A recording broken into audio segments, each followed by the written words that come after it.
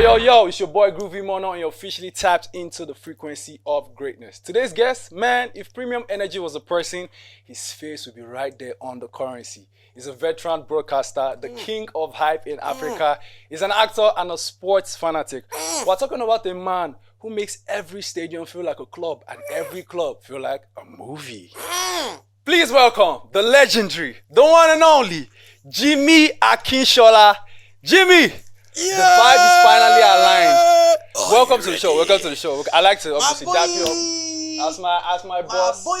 First of all, man, bro, like the drip, man, bro. I don't know about the drip. So listen now. Talk to me. Thank you. First of all, appreciate you. Thank you. It's not every time you get hyped like that. Imagine the king of hype in Africa being excited by little. No, but imagine nobody introduces me, even when I host with my friend. Like imagine, you know my friend is a he's, right? Yeah. So imagine back in the day they'll book us for shows. Both of us are hosts, but because I'm the hype or I'm the energy of the party, I come out first. So nobody introduces me. Now me go come hype for him. Say, ladies and gentlemen, also hosted tonight, the biggest. And then they'll make noise for him. I'm like, wait, who's gonna introduce me? You know what I mean? So I never really get that, and thankfully I appreciate that. I'm going to put you on the spot. This was not part of the interview. I'm gonna put you on the spot right now. Okay. So both of us are at the show, right? Right. You come out first and you want to introduce me. Do that. Oh my God. 20 seconds. 20 seconds. Oh. 20 seconds. Because I've seen it live, but now that you mentioned a haze, I'm like, okay, I want to experience this one now live. All right. Ladies and gentlemen, y'all ready to have some fun? I got the biggest and the baddest. Listen, this man don't play, he don't joke. When you see him, you're going to be like, oh my God, where's my girlfriend? I need to keep her safe. Because he's not just good looking, he's tall, and of course, he's a glass of milk. Ladies and gentlemen, boys and girls, mamas, you know you want this. Fellas, you know you want to be this. Ladies and gentlemen, show some love for the one they call Groovymono! W's in the chat. W's in the chat. W's in the chat. Hey, we winning out here, y'all. Yeah. Nah, that was fire. Come on, got you. This is what we're talking about, bro. This is years of experience. And we're talking about 2003. If I'm correct, that's the first time you stepped into the industry. That's like 20-something years, bro. In a world where people enter into fame and after 6 months, we're like, where's this guy? Where's this girl? Let's get into it now. All right. Yeah, so now you've mentioned watching VHS tapes and VCDs with your mom in Surulere. Yeah. You know, Surulere born. I think that's the home of legends right now, man. If you know, you know. If you know, you know. If you know, you know. Now in a neighborhood that's better, so many Nollywood legends. Yep. What was the first movie you watched where you didn't just see a story, but you saw a future for yourself? Wow. I would say the first movie that really got me really thinking about, you know, oh man, I think I could be that, I could be this thing. Yeah. Locally, I'll say from Nigeria, it would be the movie Hostages. Featured Richard Mofedamijo. If you know, that's the GOAT. The one and only. That's the GOAT. And I've been privileged to meet him a couple of times since. But that movie, his character he had been playing from, you know, I think it was Checkmates he was doing at the time. He was always so charismatic, but always ready to, you know, get down and dirty. But ladies loved him. You feel me? So I'm like, yo, that guy's smooth, but he's a man's man. Still, you know what I mean? And that's what every guy looks up to. And obviously, because I come from a broken home, I was raised by my mom, so I never really had the presence of my dad or that kind of figure around. So back in the day when I used to see RMD do his thing, I was like, yo, this dude is everything. So that always made me want to act. But also in terms of, being a multifaceted personality, like you said, acting is one of them, but also characters that shaped who I became. Yeah. You know, you can't go without mentioning the Banjis of this world, because that's on the local scene. Internationally, you say Will Smith, you know, kind of did it for me. Those are really my icons and my role models. That's fine. Jay-Z as well, you know what I mean? All right, Big J, respect. I'm going to come back to those two names that you mentioned, for sure. D'banj and Will Smith. But I was reading up on your just basically your story and everything, and yeah, you went to Ibobi College. Yep. Now you said say. If it you know, feels you like know. Jimmy has a slang for everywhere. Surulere, Yeah, come on now. Ibobi. Let's keep it going. Let's see if I got a slang for I everything. feel like you have a slang for everything. I feel like you. Now I you're feel gonna like, force me to come up with a slang for everywhere. okay, now you mentioned that in high school you hit a growth sport, right? Yeah. That shifted your focus to basketball. Yep. And looking back, what's one discipline you learned on the court that still helped you command the crowd as a hype man today? You can't be too. The spotlight is never too big for you. Every sports personality knows that there's a moment coming where you gotta make a play. Yeah. So the ideal thing is you stay ready so you don't have to get ready. Because while you're getting ready, opportunity will pass you by. And as you know, preparedness means opportunity for you to be lucky. And once, all you need in life is to be lucky once. True. You feel me? So really and truly, the difference between, there isn't much difference between sports and entertainment or a stage and a court or a basketball court, because the bright lights are on you as the person to perform. And on a basketball court, you got to pass the ball. The ball got to move to everybody. And at some point in time, the ball will hit your hand. So are you prepared for that moment when the ball hits your hand and you put it in the hole? Yeah. Same thing with when you're hyping or when you got to go in front of a camera. If you're prepared, you know the audience, you know the crowd, you know what you're talking about, you know how long to talk for and when to stop talking. Because those are the three key things of being a public speaker. When to speak, what to speak about, when to stop speaking. True. You need to know when is, okay, you have lost the crowd, leave it. Or, oh, I have it, leave it. Do you know what I mean? You need to know when to do certain things. And same thing with basketball. If you know you got the shot, you take the shot. If you don't have it, you pass the rock. It's as simple as that. Yeah. Dope. Just be ready, that's all. Now, a lot of people obviously think that you started your TV career in 2003. But you started off as a 7-year-old on the show. You feel like a 7-year-old right now? I feel like an unk right now. But you started off as a 7-year-old on a show called Speak Out. Your uncle's show, if I'm correct. Yeah, so no, Speak Out is obviously, if you know, it's like Kidivision 101, Speak Out. These are kids shows that were running on national TV back in the day. You can use that to guess how old I am. Just go on Wikipedia, bro. Ain't that hard? I mean, anyway, so Speak Out was one of those shows that NTA was running at the time, and you go based on your school. Speak Out is a debate show. Oh, okay. Where you go on the show and you get to speak your mind on topics. And then at the start of it, like, with these few points of mine, I hope I've been able to convince you and not confuse you that Groovymono is taller than Jimmie. You know what I mean? And then when you say that, you go to one side, the other school will come up, do debates. It's just a show that comes up at 4 o'clock every day when you get back from school. So you get kids get taken on that show to do their thing. I did that show as well. Derrile also did that show as well. See, I'm giving up my age. Damn. Derrile is public. Derile's first step into the great world of superstardom was Kidivision 101. Damn. And then Speak Out as well. He was a superstar. Anyway, so I did that as well.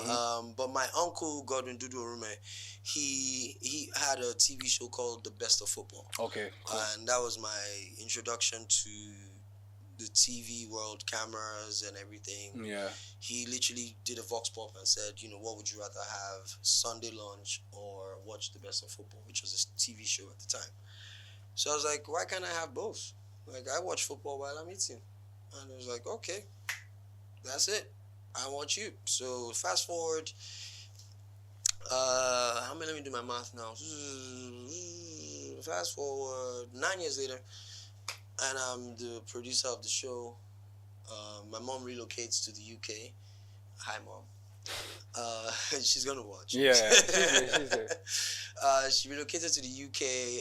She was supposed to come get me. She didn't come get me. And then I had to, fend for myself. So I went to him. I'm like, yo, I need a job. I just finished from secondary school. Yeah. And I need a job. He's like, all right, cool, pull up. I was about 16 at the time. And he gave me a job as a producer. Well, not really a job. He just kept me busy. Yeah, just go on. Because you can't really say you're employed at that time. But it kept me busy, fed me, took care of me, and all of that. So at the end of the day, from just being a fly in the room, Yeah. he now said, Jimmy, what do you think about coming on screen? You seem to have an opinion about everything. And at this time, I'm sitting at the table with Shegun Odegbami, big, big Man, personalities. that's football culture, football history. But because, man. this is because I was around it a lot. Here in the sports bar, the sports world was really much my world at the time. So it was all about watching football. What's Arsenal doing? What's Chelsea doing? And he was a Chelsea fan. And I was an Arsenal fan, so you know how that went. Arguments every day. So when we argue, like, you know what, let's do this on screen. Mm-hmm. So he brought me on one time, and then he was like, you know what, let me have an episode, only you. And that ended up being my debut on screen. That year, I won the youngest producer and presenter on NTA. Woo! And I'm so little because I'm a very skinny guy. I'm still very skinny, but very skinny guy wearing face cap with one big brand on the that was your swag there. Yeah, no, it wasn't even swag. All this bogus branding that they'll do. You have your own big hat, big oversized shirts. There'll be a ball on the table. Yeah. Like everything full branding. So I just look like a little scarecrow inside there. But because I was very knowledgeable of what I was talking about, at that age, I was already watching cricket. I was watching Test cricket. Test cricket takes 5 days to watch. Yep. You need to sit down there and watch it for 5 days. It starts, if it's played in Australia, it starts at midnight and it ends at 8 a.m. Yeah. The next day. Do you know what I mean? So it's like you have to be dedicated for that kind of sport. I was watching ice hockey. I was watching equestrian. I was watching, figure skating. Do you know what I mean? All these kind of weird-ass sports. But reality is, at the end of the day, those things were the things that actually shaped my discipline and my understanding of the broadcasting world. Because now you're not just watching the sports, you're watching the broadcast. Yeah. So automatically the broadcast is what you take in. And that's where my love for being in front of a camera came from. So were you like watching all those other sports now because of the fact that, your uncle's radio, whatever, the show, encompasses all sports, or was it a case where you just picked up? No. That show was it was called The Best of Football. I can say it was called Pepsi, The Best of Football, sponsored by Pepsi. And Pepsi was the biggest brand at the time. They were also sponsors of the Premier League, the Nigerian league at the time. Yeah. They were also sponsors of the national team. They were sponsoring JJ Okocha. They were sponsoring Amokachi, a lot of the players. Yeah. So it was a fully well-marketed show, football. But I got drawn into other sports by my uncle's interest for other sports. And his insistence that I actually get into other sports because he knew that would kind of separate me from everyone else. And I'm grateful for that because today I play and own a flag football team. All right. You used to give us a slang for that though. I ain't gonna say that. No slang for that. Come on now, it's LA, baby. Okay, LA, baby. LA on me, LA on 3. 1, 2, 3. LA. I feel like you're dragging me to this. He's dragging me to. I'm not supposed to be. No, he's the one who's giving the. He's the one giving the slangs. I told y'all before, I'm the boss. He's the one giving the slangs. Like Anthony Joshua said, I'm the boss. I'm the boss. You don't tell me what to do. I'm the boss. I'm the boss. My time. I did them. Speaking of time, yes, sir. In 2009, you quit your job on NTA2 Channel 5 to chase a spot at Top Radio, but ended up as the head of sports for Beat FM immediately after one interview.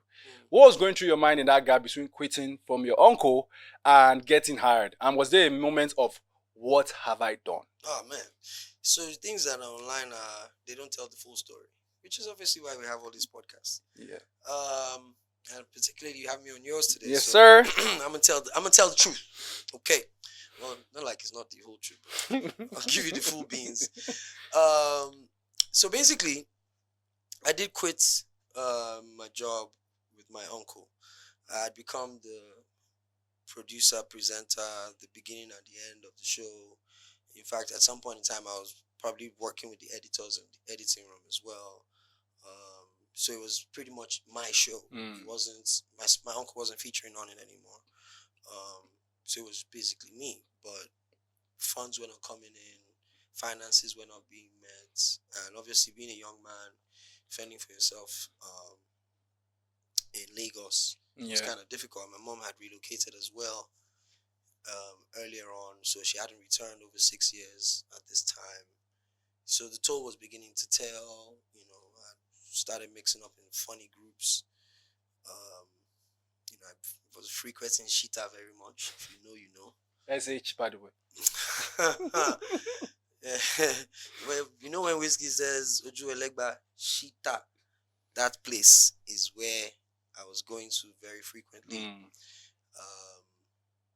it's not the best life in that side of the world. Let's just put it like that. So I was going there a lot.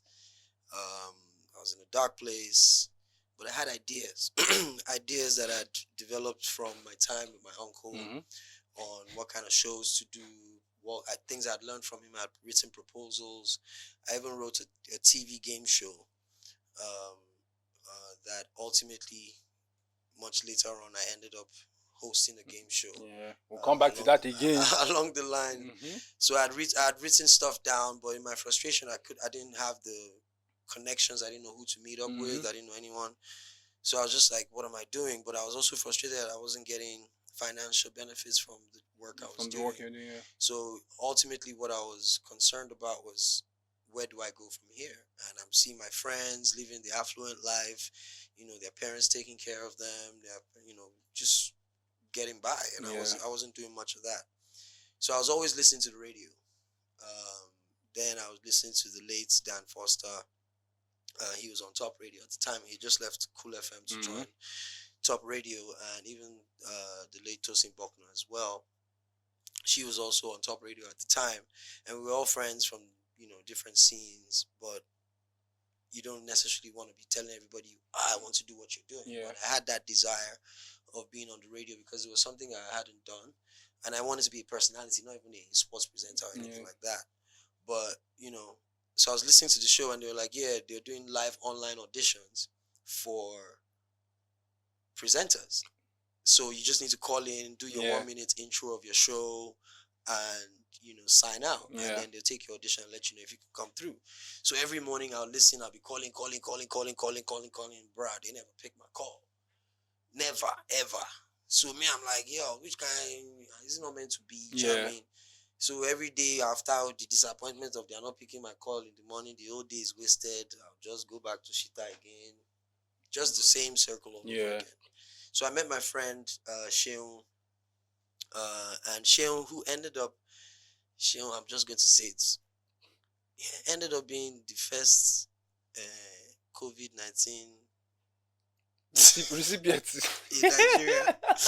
He was so now you. He was the first person they put under quarantine. Damn. From the AMVCAs. And he's my closest friend. He's a photographer. He's based in the UK. So he came back to Nigeria. Was taking pictures of Storm Records at the time. Tola Odunsi, Nato C, that circle shot. So he used to take pictures of them. So you come back, we'll meet up in Shita. If you know, you know. And while we are knowing what we know, we'll be looking through the pictures. So I'm living vicariously through his camera. So I'm not into nightlife yet. Don't get me wrong. I'm literally following up on, where you go yesterday? I need to see that. The branch did it. Where will I go? Who did it? So every day onto normal curiosity. So he got tired of telling me. Now say, you know what? Come. More waka. May we enter town. So that at least if I tired to hold this camera, go land for me. I say, my guy, I go snap pictures. Don't worry. So we get there, we're doing our thing, we're having a good time. And we're on one table. The table has Tola Odunsi, one, so I thought it was a random guy. Nato C, Ike Chukwu, and Asa, who is now manager of the Davido. So at the time, he wasn't managing Davido. He was just Obi Asika's nephew. So we're like, all right, cool. So I'm there just doing my thing, having a good time. They bring champagne. I'm like, wow, this is the life. So I'm drinking champagne. Next thing I'm turning up, I'm on the table, like really going at it, like having a good time, really. And everybody's having, like, welcoming. Nobody knows that I'm not really amongst their crew. Yeah. Fast forward a week after, I'm crying in the same Shita to this, my guy, That's guy, it's frustrating, man. Every morning I'm calling top radio. They know they answer me. Every day, today too. You see, I was there, I was waiting. If you see the rubbish people and the thing will end tomorrow. I was just literally crying about not getting an opportunity to do what I wanted to do, which was get on the radio. And it's like, dude, if you feel this deep about this thing, I know someone that is the GM of a radio station that is about to open. Like, I can set up a meeting for you. I'm like, what? Guy, Crazy. we see you they talk. It's like, yeah. Like, okay, tomorrow. This is a week after, and I get into this is Beat FM at the time. Yeah. Mega Electrics. So I get there, it's only Beat FM. They haven't set up the other two stations. But they're running test signals out. So it's just music they're playing. So I get into the office to do the interview. Having been nervous, put my CV together, everything I'd done in sports. So it was heavy on sports. But me, I just wanted the chance. And remember, I haven't gone to university. You understand? Oh, no, I have, but I've dropped out. Yeah. Also, right? Yeah. That's another gist for another day. You understand? There's a lot. There's a lot. I entered university year 2001. You understand? This is 2026. There go the year. Okay, So I go to the interview and that's that guy, that random guy. Deji Okoya, the GM of BTFM, on that table was the guy I looked at as a random guy. I saw it immediately. I was like, oh. And you recognize your face because... But he didn't. He immediately. Didn't? Oh, okay. So it was like, so when I was talking to him, I was like, yeah, this, that, you know. But it was like, why is it so easy to talk to you? Because I knew him, I'd seen him in the club in his relaxed mode. I wasn't now feeling like, oh, it's an interview. I was just talking to a guy I'd seen in the club.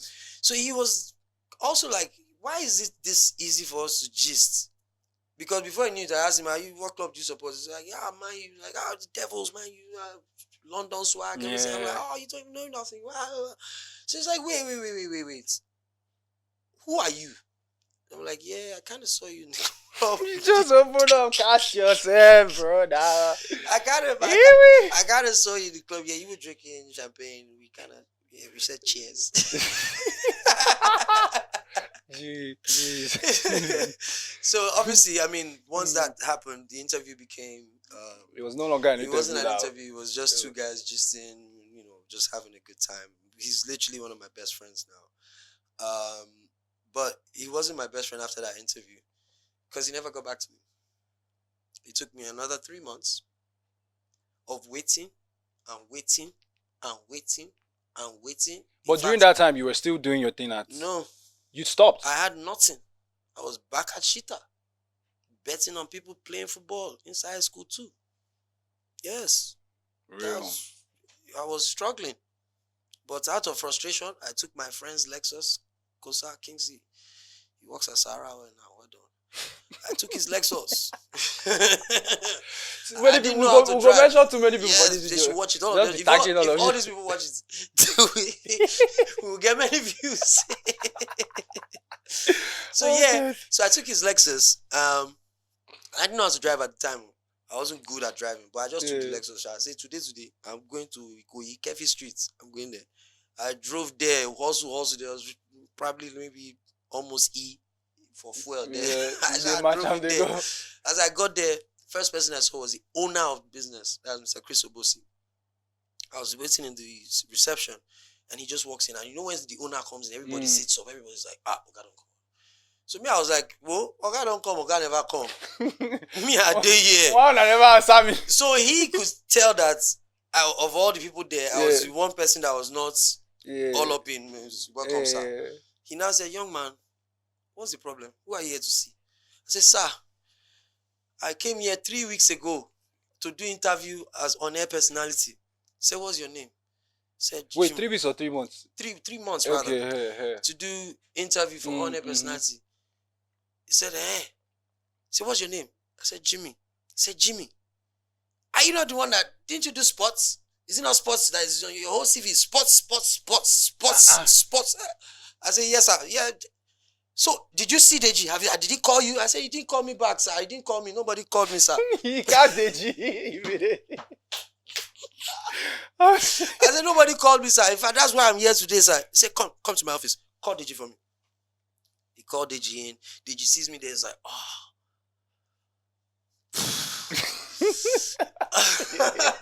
Too much. He's like, yo, I lost your number. I'm like, Fire! You lost my number again. Right there and then, the old Mr. Chris Obosi says, yo, Jimmy, go upstairs, do a voice test. Do the voice. Once I finished the voice test, next day, he got hired. Next day, I was live, not even on a drive time show. I was live on the breakfast show in the morning with Orica and Olisa Adiba, doing the sports at 7 a.m. live. So that means they had gotten some people in already for the sports thing before. No, there was no. I was the sports department for at least the better part of a year and a half. I set up the 3 stations sports departments.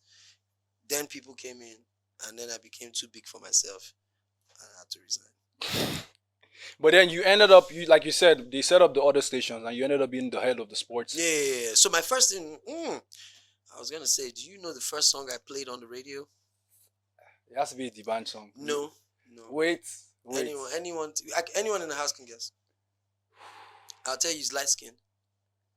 He's not Nigerian. Drake? No. Chris Yep. Brown? Drake? Yep. Drake! Yep. So if you think back to the year 2009 November, if you have Google, you Google this. What was his hit single at the time? Was it Hotline Bling? No. God's Plan. 2009. Man, I can't. I'm a big Drake fan. Drake. Successful. I just wanna be.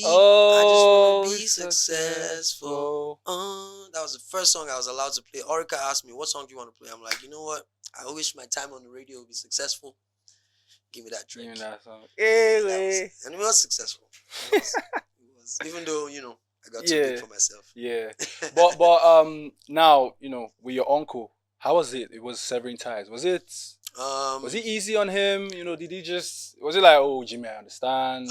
It was more, he understood to an extent, because obviously I'm a growing young man. I'm not that 16-year-old anymore. Do you know what I mean? I'm developing my own desires, my own interests. So he also felt like it was time for me to step away from under his wings, so to speak. But he wasn't in any position to, kind of position me in the best possible ways at that time. Things were tough for everybody. He had his family to fend for as well. He had his whole company to defend as well. So, I didn't really hold any grudges. I was grateful for what I had learned from him.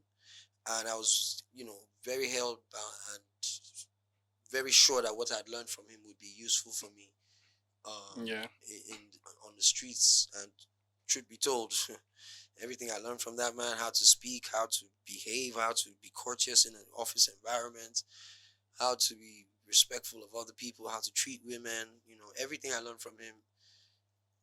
Pretty much, when my dad wasn't there, he was pretty much my dad. So, yeah. All right, shout out to him.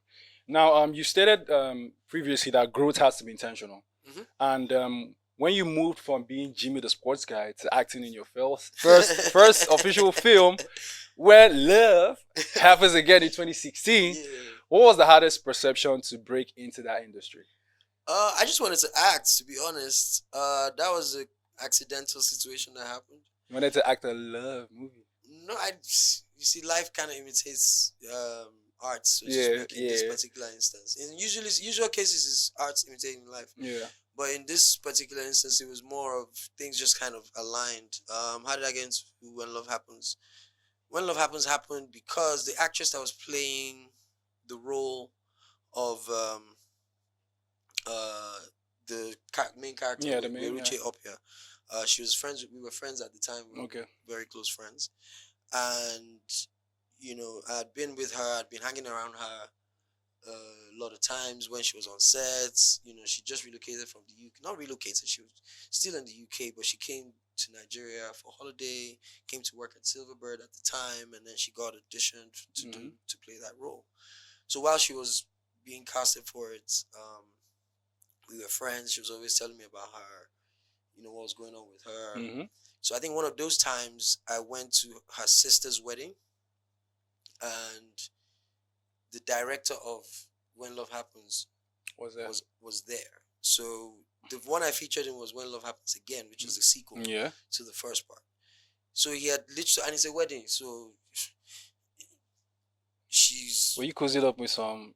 Did you come along? Or were you... No. She was supposed. I was trying to impress her. Oh. You know what I mean? Like her okay. sister's getting married. Okay. Yeah. So you like the girl, you wanna show up, So director was just watching a movie. So basically, director was watching me try to impress her, right? Yeah. And he was just quietly watching, like, oh wow, Chemistry. So, and then he could also tell that she was cool with me, but we were not together. Mm. Do you understand what I'm saying? But he could tell that I was trying to improve because I came with my full agbada. I came with paws, walking stick. You think I won? Don't play. Don't play. I rented the Prado. Hey, so my pulling up was epic. You feel me? I had fresh new notes in my wallet. Those big man bags. Those was. That one exactly. So I had all that swag, black and white trad, looking very rich. I just wanted to look the part. Yeah. So the guy was sitting right directly across me, and he was watching all my mannerisms. Bruh, this is me being myself, real life. Yeah. And I'm doing but because I'm trying to impress her, I'm literally acting. Do you understand? Yes. That's not me. Yes. But I'm acting. You already put on a character. Yeah, that's to get the main character's attention as I'm trying to woo her. Mm-hmm. So he's like, okay, he's seeing the dynamics of it. So I was like, this could be the storyline. So all of a sudden, I get a call from him. Do you have a visa? I said, visa to where? Yeah, I got a visa. Visa to the U.S.? Yeah, I literally just flew to the U.S. with the Banj. Shout out to the Banj, though. He helped me get my first visa to the States. That's another story for another time. Yes, sir. So yeah, I just gone to the States and come back, and I had like 2 years visa. So it was like, yeah, we're gonna shoot the sequel to this in DC, Maryland. I'm like, I didn't even care how much they were gonna pay me. I was Let's like, go. Let's go. Where's the flight? Fly Emirates. I'm like, hell yeah, I didn't even care whether it was business class or it was any class. I just like, yo, I've never acted before. This is my first gig. You kid? Well, I had acted before. Yeah. I lie. Yeah. That was my first movie. Yes. I'd done The Island with Tola Odusi, with Shion as well. But, too many stories. Anyways, we got on sets. The role I'm now told to play is the role of someone that invited the main character of Ethiopia to come and plan an event for him, for his company in the UK. The only reason why he did that was so that she could come and he'll have a chance to impress her. So in the entire film, I'm literally showing off my wealth. So I'm taking her to my office, giving her rides in my Range Rover and all in the US, taking her to the fanciest building. Okay, she's having issues with paparazzi. I'll take her from hotel to my mansion. So I just had the courage of a boss. You feel me? Yeah, I loved it. You get me? That's how I want to live. You get me? That director get better eye. That's all I have to... What's director's name? Oh my God, Shay. Okay, Shay. Oh man, you know what? That was a time, because that's where I really shaped my personality in terms of who I want to be. So I added the monarchy, King Jimmie to my name after that. Oh, yeah. Okay. It was coincidence, but I kind of like, I want to be treated like royalty. You feel me? Like, never put yourself down. Don't ever feel some type of way. So if I want to be in my elements, you hear me say I'm King Jimmie. Yeah. Remember the name. But you've worked with a lot of directors. I think you've done 5 films, if I'm correct. And one of the directors that when I was researching you was Ishaya Bako, right? What was the hardest notes, whether from this director or from someone else, that hardest note or piece of advice that director has given you on set that made you feel like, man, this acting thing easy like that too? So directors don't like to be told what you as the actor thinks. Just do what they've scripted for you. So initially when I got on set, I was, can't we shoot it like this? Don't you think he wants to be like this? I think if you do like this, bruh. Sure, you could just be like, So he said, yeah. Well, Richard, get your man. You know, he's a Yankee boy. Yeah. So he told her, yo, go get your man. She just pulled me to the side.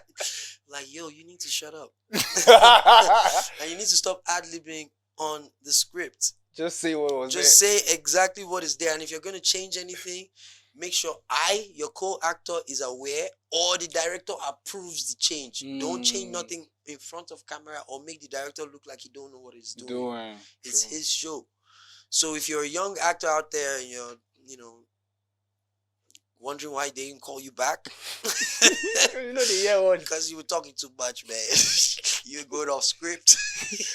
And you felt you were the director, even though you're not. So, don't do that.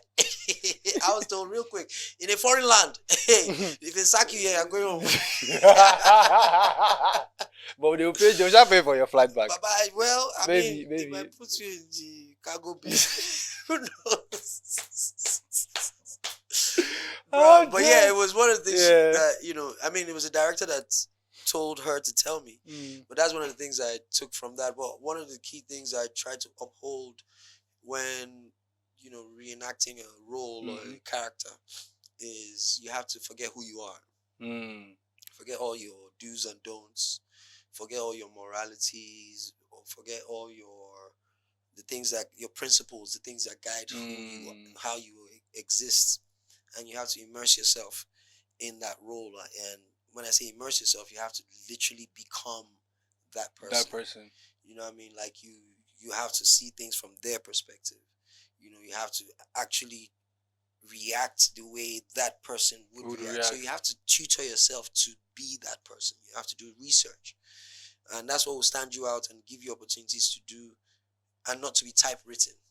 Because a lot of times what I discovered initially was I was typewritten to roles that mimicked my real life. Do you know what I mean? Like, okay, they've seen Jimmie in the nightlife. Oh, he can play the role of a promoter in a club. Bruh, I'm a promoter in a club. Oh, we've seen Jimmie as a sports presenter. He can be the sports commentator for this movie. I was a sports commentator for the movie When Love Strikes. Yeah. It doesn't mean you will not take the role, though. Yeah, but like you said, it's not challenging when you just have to go be yourself. That's not acting. That's work. Okay, right now, tell me one role you'd like to play. I'd like to play a psycho. A psycho, not a killer, but someone that has a deformation. Mental, not physical, because everybody can fake broken leg. You not it? Psycho. Everybody can come and that one is not a psycho now. No, that's why I say I'm trying to tell you the psycho. But proper. Like put together, you wouldn't expect him to someone be that's has like schizophrenia or obsession. All these kind of things where I watched one cartoon one time and the guy says, this thing happened at the Oscars where there was one guy cursing and he said he has a syndrome or something. I must have missed that. Yeah, okay, someone in the house. Yeah, so like you'd be like, the guy was in the audience and all of a sudden be like, "Fuck you bastard bitch." It's an impulse to, but what you say you're not in control of. So it's a thing. So all those kind of ailments. Yeah. I want to act out those kind of roles where I switch into a personality and I become someone else, and then I don't remember that I did that, and so like I would say maybe playing a role of twins, but something that challenges your personality. The roles are already coming to mind, man. I'm seeing. So I'm just saying, like mentally tasking roles where you have to be two people at the same time, and then it's hard enough to be one person, but be two different people at the same time that's why Michael B. Jordan won the Oscars. Yeah. That tells you what I'm going for. You see at the aftermath of that, most people that are close to this, that either in close circles with these actors, will tell you that it's hard for them to step out of that character once they're done with it. I mean, Heath Ledger is one person that comes to mind, man. His soul, rest in peace. But at the end of the day, the art is the most important, not the aftermath. I don't even know, man, because like everything is risky, bro. True. Everything is if you don't try, you won't know. You just have to. If you're built for it, you're built for it. If you're not, then there'll be side effects to everything that happens. There are people that, and I use this reference a lot. There are people that smoke weed and it doesn't affect them in any way, but there are people that smoke weed and they go mad instant. True. So like you don't know what would work for you. We're not all the same. Yeah. So you just have to take that risk in life Mhm, and try mhm. something. I'm not saying go and smoke igbo. Do you understand what I'm saying? I did not say that. What I'm saying is, if you don't take no risk, there is no reward. Yo, that's it. Or don't do drugs, but if you Don't take the risk, yo. you're on your own. I Yo. ain't saying Mhm. nothing. Okay, now you've debunked the assumption that he with the most money wins in entertainment. What is the biggest sacrifice you've made for your craft that money could never have bought for you? Oh, relationships. Clock it, clock it, clock it, clock What it. are you doing? What are Sorry, you sorry, doing? it's What are not you like doing? that. Show it to me. Show it to me. No. Show it to me. There's camera. We saw what you did. No, because We saw what I you don't be did. doing it I well. told you the other day. I know. You were coming out your closet No, with your mannerisms and behaviors. No, that's why I did like this. Whoa! Ladies and gentlemen, what is this? but this actually means you're talking too much. Cho. Yeah, cho. On your own show. Why are you telling something to me? Jimmy, what is the biggest? Let me correct you first. Clock. Yeah. Clock. See, my. You are Igbo, so I'm speaking in your language. There's no clock. It's clock. Yeah. Clock. Yeah. This is pre-com. Yeah. Pre-com. Yeah. Pre-com. He's Igbo. He's Clock. half Igbo, by the way. Yeah. So yeah. Let me cast you. Do you want to guess my Igbo name? You know, you've told me before. Now I feel like a bad friend. I don't know that. Anybody. I know there are some people in the comment section that I feel like they know. So put it in the comments. Let me know. Okay. I'll tell you at the end of the show what my Igbo name is. Okay. All right. It's not common. So don't think outside do you want me to? I feel like this interview is just is a comic show right now. Do you want me to repeat the question? Do you remember the question? About run the question. Okay. You've debunked the assumption that he with the most money. Oh yes, answer the wins. question now. Yes. Did I answer the In question? relationships, yes. I did answer the question, but you want me to expand? Okay, let me answer the question properly. Yeah. What's the most valuable thing for me? It would definitely be relationships. Money could never have brought that forward if you don't have the right kind of personality. Yeah. If you're not able to understand and read the room, you will not be able to create bonds that last a lifetime. I sit here today beating my chest that I work with Hennessy Nigeria. This is my 15th year. Cool.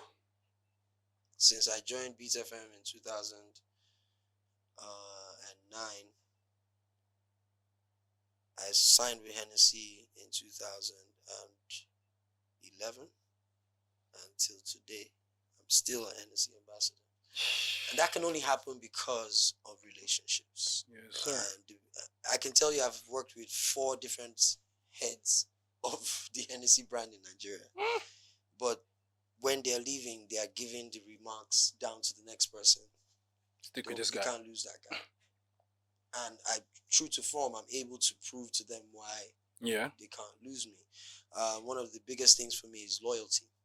You don't create loyalty by way of not being a good person. You have to show walk it. Loyalty is not purchased with cash. Is built in how you develop that relationship and make the next person feel comfortable to show their vulnerabilities around you. For me, that's key. I mean, you can walk into any building today and mention my name and you see the reaction.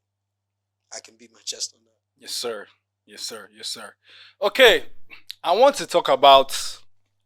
Well, I can't beat my chest on some flag football teams. If you call my name in the team meeting, hey, voila. I don't know if we should we talk about D'banj now or should we put it later? Because I feel like that alone, that is. Well, I mean, if you're inviting me for another episode, that's deep. That's if you want to do that, but I could summarize. Yeah, talk to me about D'banj. He's my. Is it the Batman to your Robin? Is it the? No, he's more than that. D'banj is my role model. Woo. He's the one that helped me survive without knowing, obviously.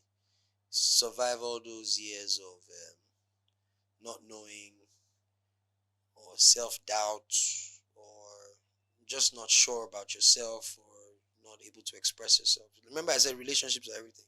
So for you to be able to have relationships, you have to be bold and you have to be Um, you have to be confident that you can't look weak in any relationship. You have to be able to bring something to the table. Yeah. You know what I mean? So for me, the band when he first came out with Tungolo, at the time I'm like, what sound is that? The sound of music was great, But then people started saying he didn't have he wasn't a singer, he has no talent, he's not a good performer, or he's not a good singer. He doesn't have a singing voice. He's a gimmick personality. And then I'm like, wait, but y'all are talking about him. Why are you guys talking about him?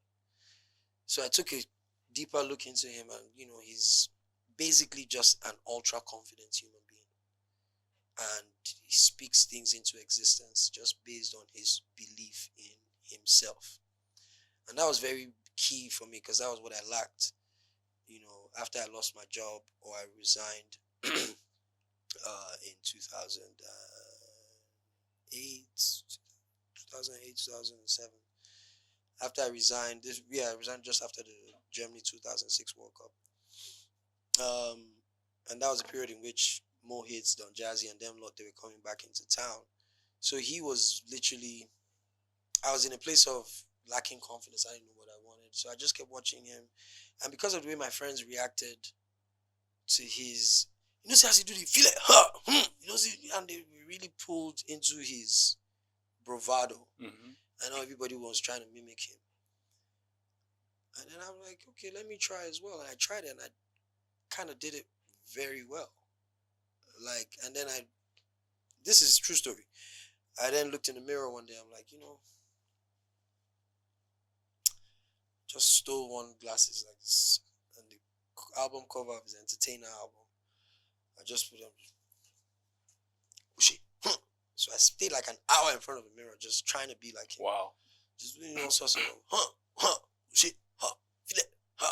Tungulu. Fake Don Jazzy songs. So I kept on watching him for years on years. Everything he did, every performance he ever gave, every song he ever released, everything he said in his songs, the way he said what he said. You can tell even the way I speak. I just took all those mannerisms from him without him knowing me. Fast forward to 2010 or 2011. He visits Beat FM, and I'm working there as head of sports. So at this time, I just come back from the 2010 World Cup in South Africa. Mm-hmm.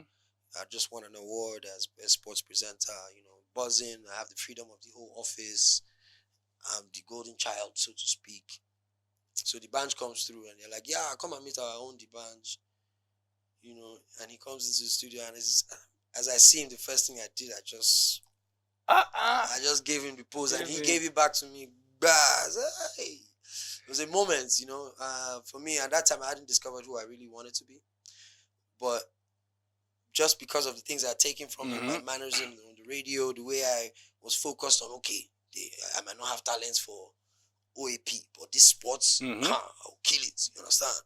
So I was doing different things, creative stuff on the show.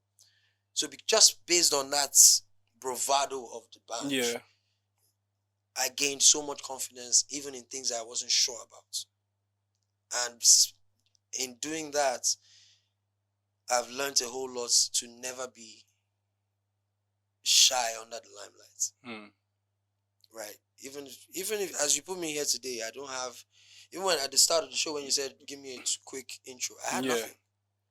I literally had nothing in my head, but I'm like, I'm not going to shy away from it. I'll do it. Do you know what I mean? And you give it a shot. How would you know if you giving it a shot at that time would translate into greatness if you don't try? But you have to just believe that no matter what, it's going to happen. So I took that from the band just by, no matter what, even if people say it's not going to work, I'm a believe in it. I'll push it with the best of my abilities. And it gave me a lot of confidence. A lot of things I've achieved in life is just based on my level of confidence. So you started going on the road with him just from that, or was it a conversation, or there was another meeting opportunity? Was, just like Deji now. All these guys, just different. All these world class guys that have made it. They always keep me waiting. They always keep me waiting. The bunch, you kept me waiting. Yes. You came to the office. We played video games together. We took picture. We say, haha, feel it. What happened? You forgot. You left me. How long? Wasn't as much this time. No. Was it? I don't know. It wasn't that long, sha. But there was no conversation, no word. All of a sudden, because I was Hennessy hype man at the time, we were doing Hennessy artistry tour. Okay. He was their headliner. But because, he came to the studio, it's not like, we exchange number, Yeah, me and him are 5 and 6. Oh, do you know how many of his fans that do feel it to him he sees every day? He didn't think that I was the one, but yeah, he was like, another fan, yeah, cool.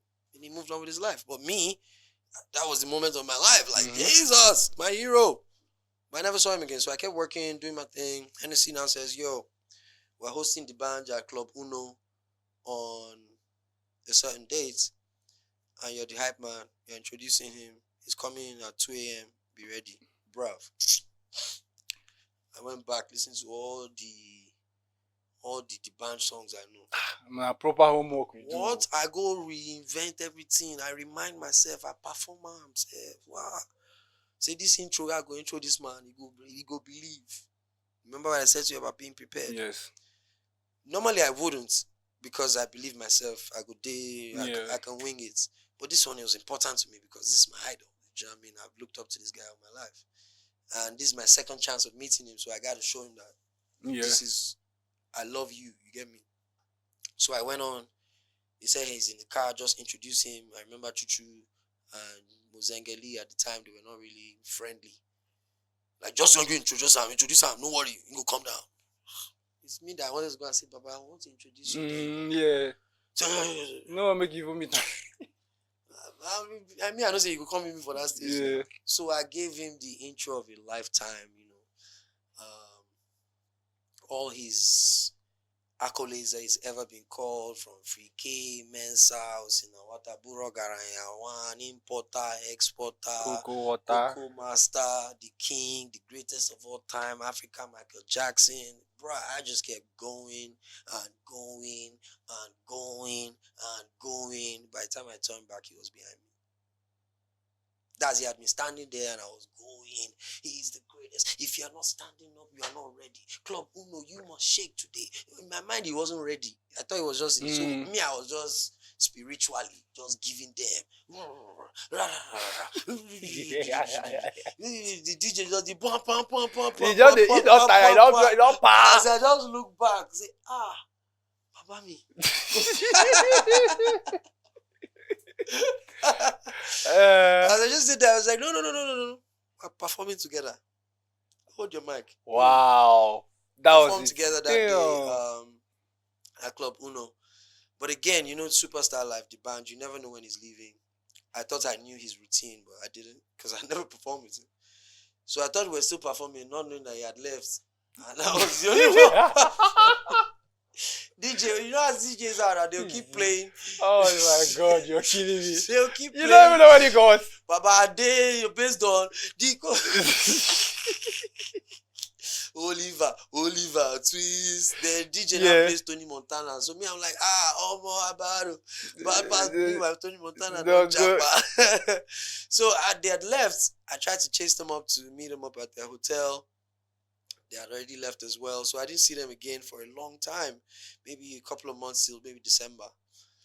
But this was around October. Mm-hmm. So by December, there were many shows happening at a hotel. There was one of them, Music Meets Runway. Mm-hmm.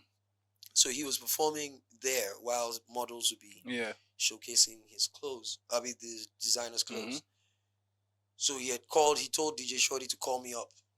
That, okay, tell that guy to come and meet me at the hotel. So I went to meet him at the hotel. Now, Okay, all right. So now, let's talk about your style. Now, obviously, I dapped you up when, about your fare, your drip and everything. And you've described your style as dapper with street sensibility, right? Mm-hmm. If you had to pick one signature item Can I that explain defines... Can I explain that? Yes. Mm-hmm. If you had to pick a signature item that defines the Jimmie brand, what would it be? Signature item? Yeah, it could be your watch, a sneaker, your chain, earring, whatever. I think I would go for what is most consistent. That would be my earring. Because I only have it on one ear. because I was too much of a pussy to pierce the other ear. There's no significant reason there. I just couldn't sit down to. Nope. This was while I was in Osu and I was adventurous. But for me, if I were to say one item I would always want to have on me, just to complement my style, I'll say the right kind of jewelry, necklace would be key.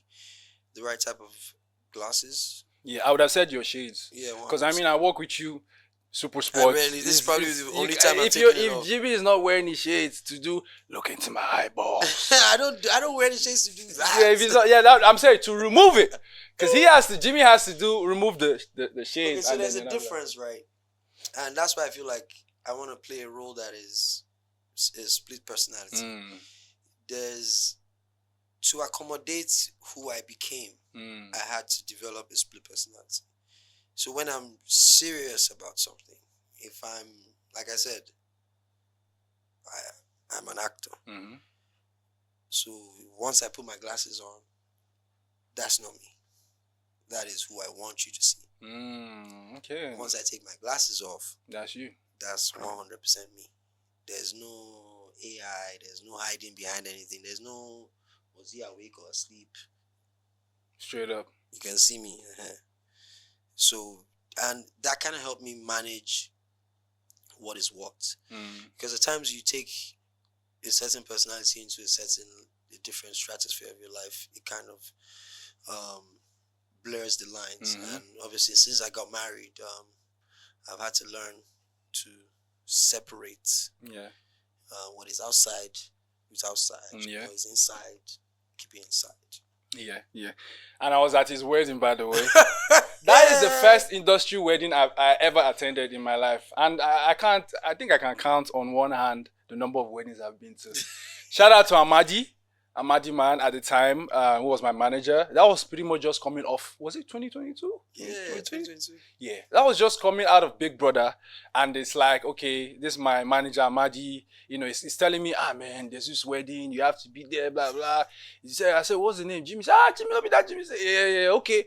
And I go to the wedding and I'm like, First of all, that wedding was grand. It was insane. I won't lie to you. If I was asked when I was younger how I'd want my wedding to be, I would have said it better be big. It better be full royalty. I would like to have a full chariots, horses, ride me in. You know, my wife would come on the other side. We meet halfway and then we ride into the sunset. You know, I'm a grand kind of guy. But it was close to that. It was like a Nigerian version. Yeah, but it wasn't me. So basically, the way tradition works in Nigeria, the bride's family handles the white wedding. And my wife's parents are bankers.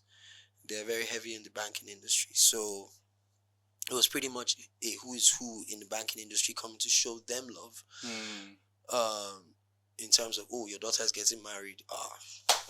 We got to show up. Yeah. So it was more of them showing up, and my entertainment people just brought their entertainment value, and we turned the place upside down. You know what I mean? It was, I mean, again, I always apologize every chance I get. If you didn't get an invite, it's been 3 years now. Get over it. Maybe when you do like an anniversary, you can now make it up to them. I beg you. Nobody even likes my anniversary post. I'm sure it's those people that didn't get invite. But yeah, sorry. I mean, what I meant to say was, if you didn't get an invite, I apologize. I was swamped.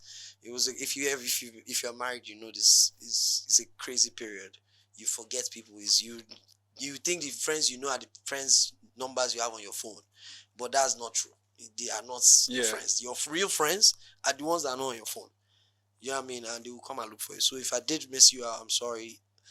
I won't marry again. Sorry. Would you call that the happiest moment of your life? Oh no, the birth of my son.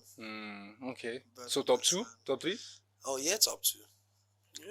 Hell yeah, top 3 is everything to do with wedding. My son, my wife. Yeah. Family man. We love a family man. Now, how has being a father changed the way you select projects? Do you think about, oh, will my son be proud to watch this before you sign a contract? The real men in the room are smiling. Let me tell you something. When you get married and you have a child to look out for, fend for, be the sole provider for, it will shape how you take jobs by how you charge. First, you are not charging for one person anymore. You are charging for 3. Which in extension, if you are someone like me, you have 7 staff, you're charging for 10. So, yes, Groovy, my fees went up. But in terms of the kind of jobs, you still do what you do. Bruh, I take all jobs because at that high fee, you're not gonna get your fee. You better take small jobs and do many jobs.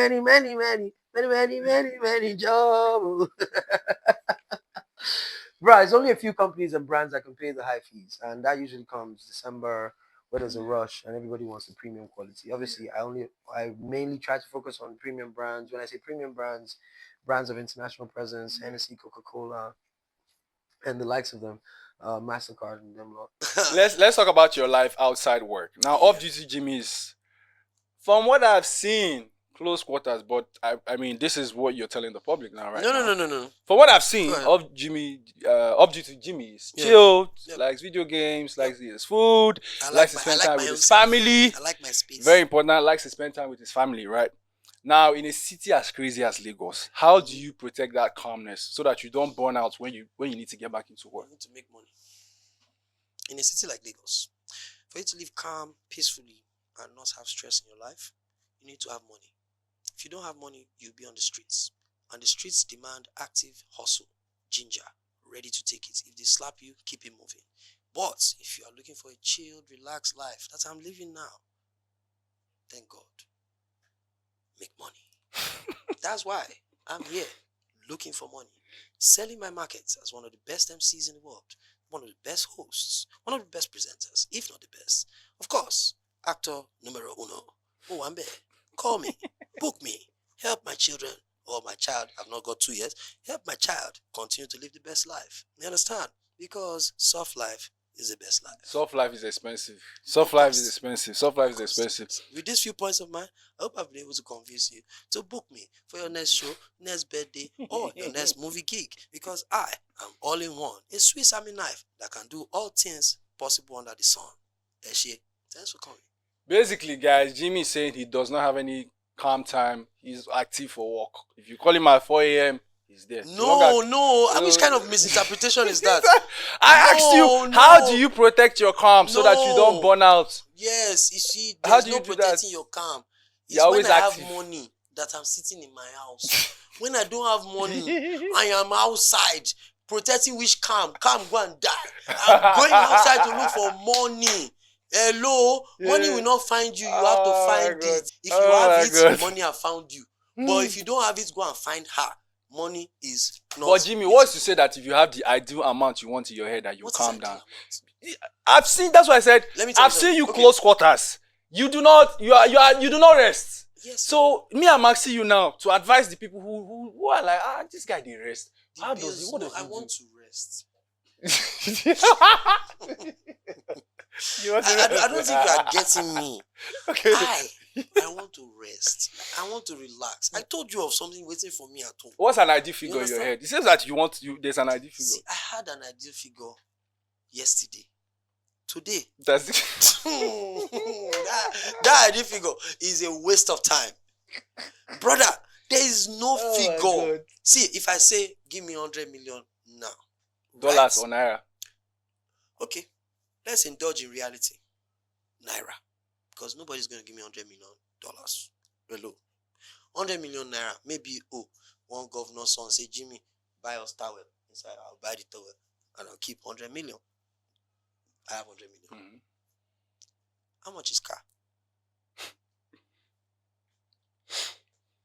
How much your wife will collect inside the money? No. I'm not married. This is okay. You are. This is single Jimmie. Okay. 100 million. How much is a car? A brand new car that will not make me spend 20 million on repairs. How much? Okay, let's do the quick maths. You know, the branch is selling electric cars. You understand? Watch out. Yes, Lee Auto. So let's use a Lee Auto under the Cream platform setup, right? Under that setup, Lee Auto Lee 1 is going at 65 million naira. Jimmy, the money has finished. 65 million naira is remaining how much? 35. How much is your house rent? I can tell you my own. Sure. If you are living for calm. Lekki housing, 15 million, 3-bedroom. Then you pay service charge, 2 million. That's 17 million out of 35 million, right? How much is left? 17 million. Don't worry, I went to school to study mathematics. So that 17 million remaining now, you're going to buy inverter. So that's EKDC. EKDCU. Buy inverter 7 million. And I'm saying 7 million so that you have full enjoyment of your inverter AC and your full fluorescence, not just bulb. 7 million. You are left with what? 10 million. Now, of this 10 million, at what point in time would you consider what you are going to wear? This is me being facetious, of course, because if you have collected 100 million, you have not invested in business. You have just bought car. You have pay house rent. You need to be short. You need to be short for making such a decision. Brother, Jonathan, you buy car now so that you got to move on that level. You are left with 10 million. In this day and age of Nigeria, full tank is 100,000 naira. Okay. Lights, EKDC lights that you pay units in, 50K per day. Band A. I'm just giving you Jimmie. This is still Jimmie. And everything I explain to you now is at my level. Active. Say, okay, I get a car from the branch, 65 million, right? I rent house in Lekki, 18 million, 17 million. Buy inverter, 7 million. Jimmie now has 10 million. Jimmie never, you say, Jimmie, your drip. I say, my glasses, my this, my that. Let's just say I invest on a few outfits. A few. You spend maybe another million, 2 million. Abi? Then we go to the household. I don't have children or wife. I only have chef and driver. Right? Let's budget their salary for a year. How much do you pay your driver? I don't get driver now. You got okay, so not put me on the spot. Jimmy. Okay, you pay driver 150. 150 times 12. God. You pay chef or cook. There's no cook that's collecting less than 100,000. Am I lying? 100,000 by 12, 1.2. So ideally, what was 100 million needs to be 200 million for me to be comfortable. Because that 100 million is gone. It's gone. I guess my mama deal.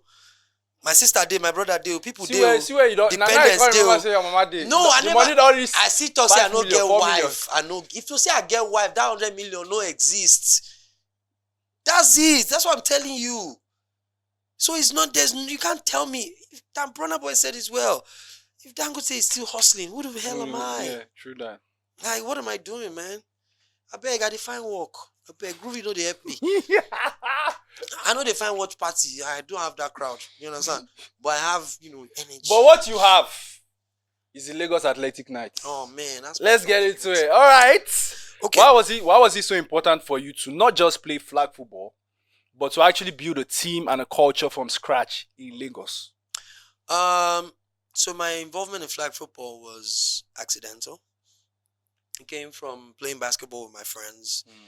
And then they're like, yeah, we do something on Sundays. It's called Shitsuki flag football at the time. So I'm like, what's that? Let's go. Less busy. All right, let's go check it out.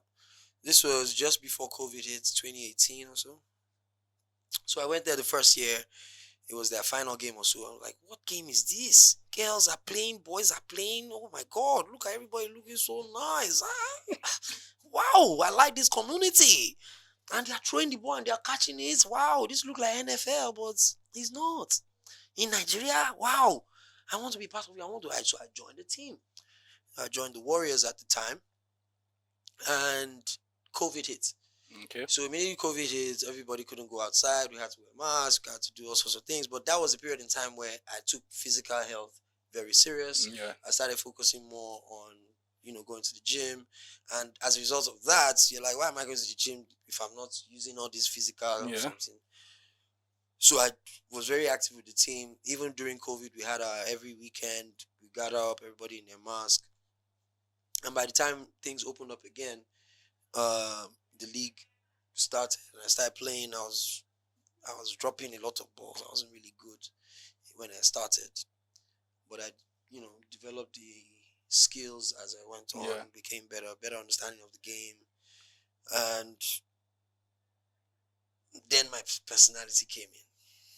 So, like I said, being a personality and someone of notoriety, your every move is scrutinized. Some people felt I was a cancer to the team because most players gravitated towards me, and I wasn't able to. The coaches were not able to control certain people because I had control of them. So they felt threatened by my presence.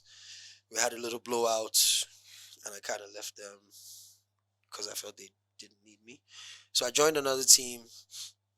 Suffice to say, almost the same thing happened again, but this time was more of the league dividing into different factions. So my team at the time wanted to go a different direction, and a lot of the players wanted to go in a different direction. And I was kind of in the different direction with the players as well, because I wanted to play. So I was like, I just got a couple of the guys together, like, look, the league is telling me to put a team together. If I can bring players together and, put them as a team, they'll give me a slot. And the players were like, yo, Jimmy, if you're doing it, let's go. So that's how the Lagos Athletic Knights came to life. Some of us migrated from Lagos Hawks. Some moved from Warriors with me at the time, and I signed a couple of people. But since we became Lagos Hawks, we've had 4 seasons in the league. In the 4 seasons we've played, we've had 3 unbeaten seasons. Well, 2 unbeaten seasons, 3 playoff appearances. One of them has been very poor. Our second season we're very poor because a lot of the high expensive players I bought when I first got the team left to go to other teams, so I was kind of left with the crumbs of it all. Yeah, and that was also when I transitioned to playing defense, not offense. But since then we're currently on a run of 20 games unbeaten in the regular season, but we can't seem to do it in the postseason. When we get to the final, we lost 2 finals in a row against my old team, the Warriors, who fought against. I think that's what's worrying me now. I don't know. We can't win. I don't know. But we've beaten everybody 3 times over. Yeah. But them, we can't seem to do it in the final. So it's kind of weird because today I was doing the graphics for 20th victory in a row. Yeah. But it felt empty. Oh, man. You know what I mean? Like every time the team wins, they're like, yeah, if we do this in the final, they'll beat us. Oh, yeah. So like we can't celebrate a win because the win we're looking for, we always mess it up. So yeah, it's a terrible place to be. It feels like Arsenal all over again. Yeah, I was just gonna say that. Yeah, whatever. I was just gonna say that, but I'm happy that Jimmy already said it for me because I was like, yeah, the way you were describing your flag football team. Hold on. It felt like okay, yeah, let's wait. All right, cool. Yeah, so the way he was describing his flag football team, it was just the story was just it was sounding similar to that football team that he supports, Arsenal, and he has already mentioned them. You understand? So, which team do you think will give you the most joy or would have success in the nearest future? Your flag football team or Arsenal? Oh, you have to focus on when you have control over. Which one can you control? Flag football. No, but what am I supposed to say? There are 11 guys in London that decided Bournemouth is a team they want to give points to. I have 26 players that I pay salary to. Yeah. That I control. I can afford to pay them double salary just for the final and see whether that will work. Sure, that's how I say. But I cannot affect those guys in North London because guess what? They don't even know who the hell I am. So even if I don't watch, they will still win or lose. That's the worst part. And that's what I think most fans don't realize. I don't know if you miss Arsenal match. Yeah. If you miss and waiting go happen. You go still collect, they go collect their 3 points. I don't think you were watching when Man U lost 2-1 yesterday. Hello? Were you watching for that? I was. You were watching for a 2-1 victory. I was waiting for a victory. Was your watching going to affect that this guy will not pull that girl hair? True, they don't care. They don't care. Does Dominic Calvert-Lewin look like a girl that you're pulling the hair? Why is he carrying hair like Beyonce? Oh, why is he carrying hair like Beyonce? This is an inclusive world. Cut. It's an inclusive world we're in. Anybody can identify as whoever he might as well please. He pleased to identify as a human being that carries a ponytail. Respect it. Respect it. But Jimmy, how does it feel to be a club owner? See, I'm yapping and always. How does it feel? How does it feel? This is because I've been very curious about this. You know, and I haven't been to your game, which I will be. But how does it feel? I've seen you there though. I've seen you there. Mike, no. I've seen you in my dream. In your dream, how come? I've seen you there wearing your man. You just. But how does it feel to be like a player and then an owner of a team, man? The pressure is like my big brother said, I play for the team I own. That's Jay-Z. It's tough. I won't lie to you. It's a huge burden to carry. Like I said, I have 26 players. I might as well say I have 26 children. Actually, that I'm fathering. We played our game on Sunday night. We won the game. One of the players that did so well was just sitting there. We were talking about the game, and next thing she collapsed. Ooh. What's wrong? I can't breathe. Now that person's problem becomes my problem. I'm rushing her to the hospital. Everybody's like, Jimmy, calm down. Jimmy. I'm like, no. Whichever hospital, let's go. End up going to one of the most expensive hospitals. And you know what comes with that?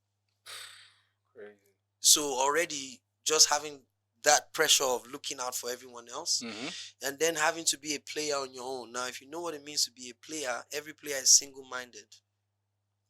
Every player is single-minded. So now to be a selfless player is what makes you a superstar. You are already seen as a superstar celebrity. Normally. You now have to perform at superstar level every time. You can't lose your cool. You can't go off. If you make a mistake, it's amplified times 10. Because you're not just the player, you're the owner, you're the celebrity. The light is brightest on you. Whether you're on the field, you're off the field. So it's a huge burden. I won't even lie to you. I almost retired from the entire sports last season, but I just bought some nice cleats, like these very nice boots. Ooh, I need to wear it, show them who the boss is, you understand? Yeah, so all those little things, you know. I mean, also, I'm a fashionable guy. I like the sport allows you to look good when you're doing what you're doing. So I enjoy that part of it as well. But don't get me wrong, there are also some perks of being an owner of a team. I determine what my team looks like. If we're going to look like Pirates today, I'm going to design that Pirate. If everybody's going to be playing in blue shoes today, it's my choice. I can do that. You're in control. Yeah. And you can choose to have fun with it or add it to the burdens of your life. Yeah. So do you see flag football becoming like a mainstay? For sure. That's my release for me. For me, that's my escape from my regular life. So when I'm playing flag football, I'm literally a child all over again. I get to be who I want to be. I play with everybody. Even those that don't want to play with me, I'm all up in their face. Like, I don't really care. Do you know what I mean? It's like, exactly. But in terms of the sport itself, just because I feel that way about the sport, I think everyone else would fall in love with it instantly. People that don't even know about it would just be like, yo, I think I could do this. And for it to be that easy a sport for people to grasp and want to get into, I think within the shortest amount of time, Nigeria will be a pioneer in the world. Right now, we're already African champions from our first attempt. From our first attempt in the sport. That's interesting. I didn't know that. We're African champions, male and female. Wow. We're going to the World Championships as African champions. We defend our title as African champions. We're going to the Olympics. Guaranteed. Do you understand what I'm saying? So, and right now, the federation has been formed. You know, the National Sports Commission is taking it very seriously. There's a lot of attention on it. SuperSport is beginning to broadcast some of the highlights. The website is fully functional. You can get data, pictures, videos.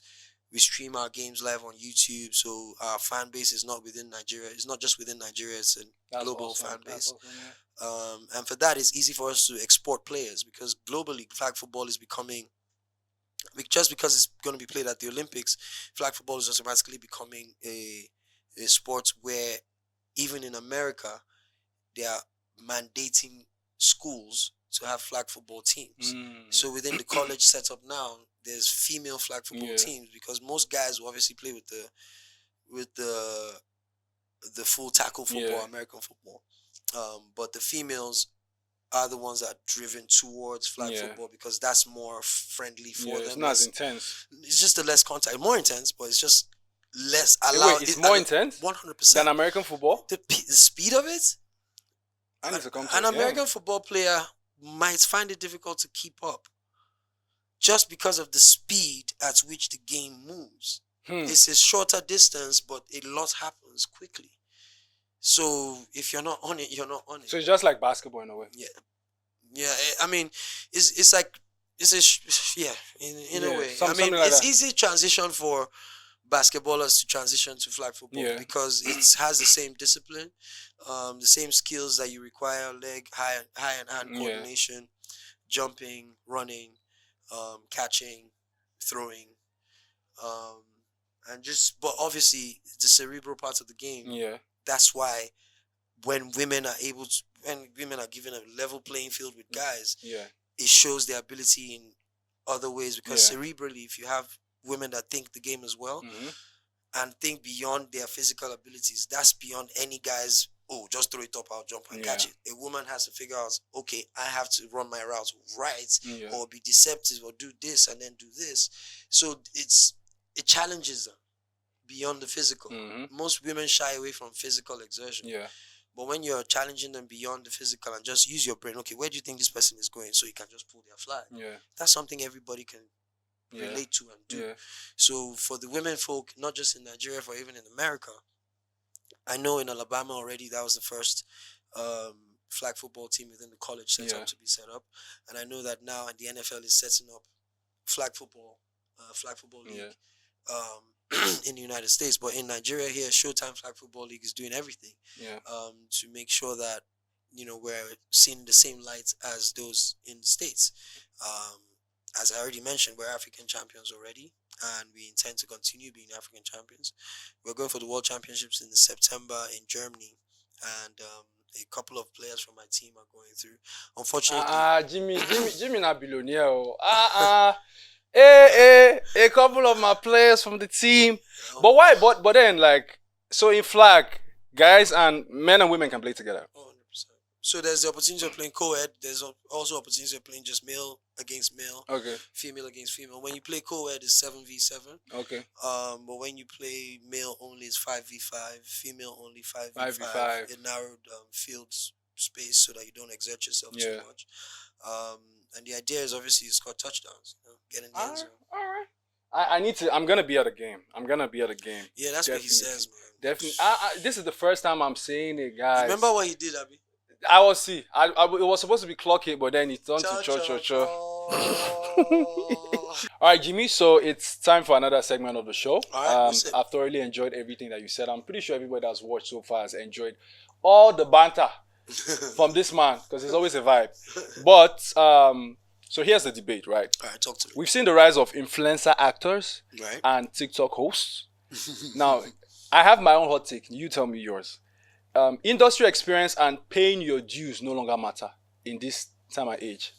If you have 1 million followers, you're a better hire than a veteran with 20 years of experience. As an OG who's done the 20-year grind, destroy my argument.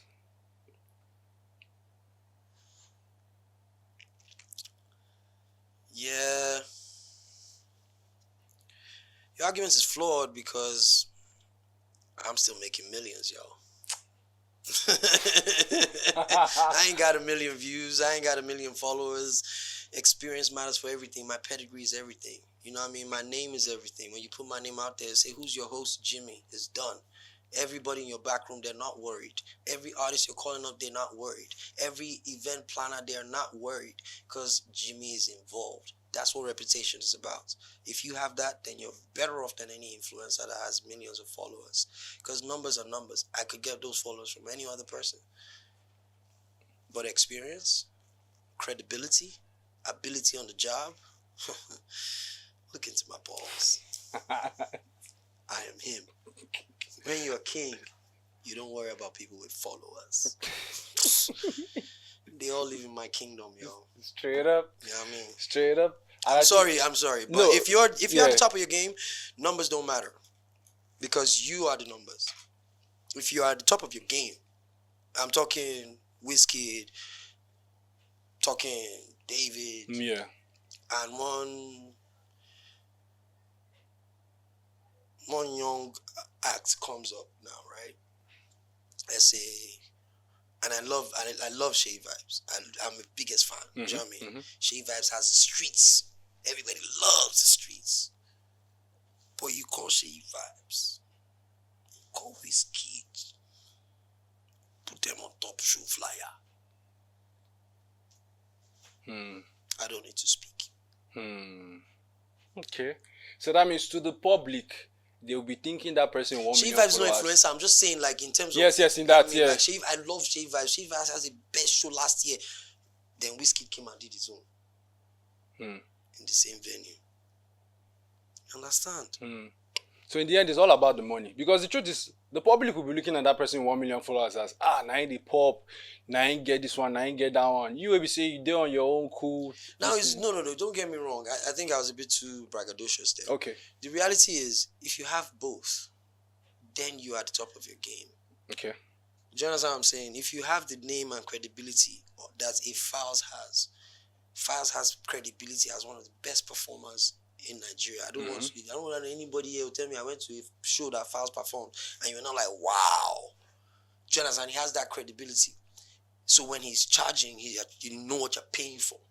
That, Files. Okay, yeah. 50 million. Give him. But if you just bring someone that has following that nobody knows, but he has following, he has 100 and something TikTok followers. One brand will not just say because of that they would put money behind the name. Now, if you have the name and the followers, bruh, everybody's coming to you. So I'm saying both have markets. Yeah. But if you ask me which one is more, which one I would focus more on is the credibility, because that's what I have. Yeah. And I worked hard for it. I didn't just get it by way of, I had followers and then that's why people like me. No. This job, I did it for years and became the best at it. That's the only reason why. Facts. It's up to you guys to tell me if you destroyed my argument or not. I destroyed the argument. I'll leave you for that. Okay, now to the final segment of the show. This one is called Fast Five. Okay. So he chooses when he wants to wear. So watch this show. Yeah. The things I answer without my glasses are the things he wants to wear a shade so that you don't know whether he's telling you the truth or not. We have discovered the scoop today. The shades are called shades. We know your secrets. Shady. You want to give shady answers right now. Okay, your first shady question. He set it up. I did. Let's go, guys. We don't do shady questions yet, please. Okay, all right. First question: favorite stadium. What is the one stadium in the world that gives you goosebumps when you walk in? Oh, man. Aside, obviously, being an Arsenal fan, Emirates Stadium would do that, but... It gives you goosebumps? Are you sure? The kind of goosebumps that you're like, Jesus. The day I finally get to enter the Santiago Bernabeu. Ooh, so you're a secret Real Madrid fan? 100 million %. There's no greatness that Real Madrid have achieved that wasn't there with them. But I couldn't shout for them. I was there with them. Galacticos for life. Okay. All right. Okay. All right. Number 2. Go And they to. wear whites. I wear white. You wear white. Whites is my shirt. That's why. Okay. Number 2. Go to meal. It's 3 a.m. after a long hosting gig. What is Jimmy, the king, eating? As you can tell, I do eat at 3 a.m. Why are you forcing it? It's not there. There's no pot belly. Why are you Bro, forcing I've been to the gym. I've worked so hard. I've done all forms of cardio. Yes, I've done all these things. Reality is, if you keep eating at 3 a.m., your full will always be full. This will be there. You'll be like, anyways, yeah, I eat at 3 a.m. and my go-to meal, ask anybody, and their sister, brother, and obviously their mother, they will tell you, Indomie noodles, 2 egg, confirm. That is my way. For real? Confirm. 2 Indomie, 2 egg. Put the spice, don't put too much extra spice. Let it be dry, not too watery. Give me 2 water if it's not 1 full bottle of water, or Coke with ice. I'm good. And you're good. What? Damn. And then have that half of that stuff I said. Yeah, okay. That's what. Yeah. I see. That's IG. You understand? Yeah, come on now. Hey, this guy, you like to give hints. Stop it. You know, we said we're not going to stop giving the slogan, Okay, the slangs. okay. We have to IG for continue. G's, yeah, for IG. G's that know. So he eats IG. If you know, you know. They don't eat it too. God. Okay, sorry. He eats Indomie and eggs. Indomie. Where did this guy come from? He eats Indomie. Next and question. eggs. Next question. This one is called The Legend. If you could interview one athlete, dead or alive, who is it and why? One athlete. Kobe Bryant. I have him tatted on my leg. You want to see it? Sure. Can we get a zoom in? This is that number 8 with a crown on it. We got a zoom in on Wait, that. don't zoom in. My leg is ashy. When did you get that? You smart. You smart. smart. I literally got this. I think a month before he passed. Wow, that sounds a bit mysterious. I got this tat in. He passed in January, no? So you got in December? Yeah. You know, that's when you're excited about things now. You know, money's flowing everywhere. Everybody's happy. They're like, yeah, 150,000 for that. So I'm like, hey, I did. But if you tell me that now, I say, what? What? No. But yeah, December, I was feeling myself. Myself and my wife. The most recent tattoos I got was myself and my wife. But this was a while back. We were still dating at the time. I just got the tattoos because, you know, I was trying to tell my wife that we're in this forever, so I wanted to do something that had infinity on it. Mm-hmm. But my favorite number is also number 8, and Kobe Bryant always wore number 8 before. So before that, I was like, you know what? Let me immortalize the guy and put him on my leg. That was also the time I developed the monarchy King Jimmie. Oh, okay. So hence the crown on the infinity. King forever kind of thing. But yeah, Kobe Bryant, because of his mentality, man. Kobe Bryant is the Black Mamba. You know, never give up, lock in, you know, put the work in. Nothing is given, you have to go get it. Never back down. You're the predator, not the prey. You know, all those kind of mindsets. Yeah. He's the epitome of all of that. And so for that, I'd like to, you know, get into his brain and try and figure out, you know, why or how can I tap into my inner Mamba? Yeah. You know, that's one thing I would ask him. But that's in the sports world. But in acting, I'd definitely love to sit with Will Smith and find out, you know, how he's been surviving with all he's been going through and how he manages to still be at the top of his game. Because I'm also in that getting married, managing that with real life and all of that. So I would like to know how he does that. Politically, I would like to meet with Barack Obama, get to sit with him and talk to him and just pick his brains. Musically, I'd love to talk to Jay-Z and ask him how he's managing Beyonce, because I don't know how you doing that. And yeah, just that's it. Obviously, I already have the badge. I talk to him every day, so ain't no need for an interview. So is Kobe your GOAT? Is he your basketball GOAT? Yeah.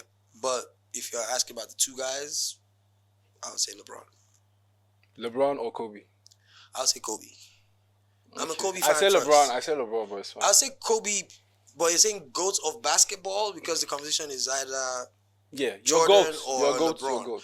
My GOAT, nothing anybody can do is Kobe Bryant, right? But in terms of Kobe Bryant's not playing anymore. Yeah, because of He's not stats. in the conversation for best player. Yeah. So let's look at those two people that are there. I would say LeBron James.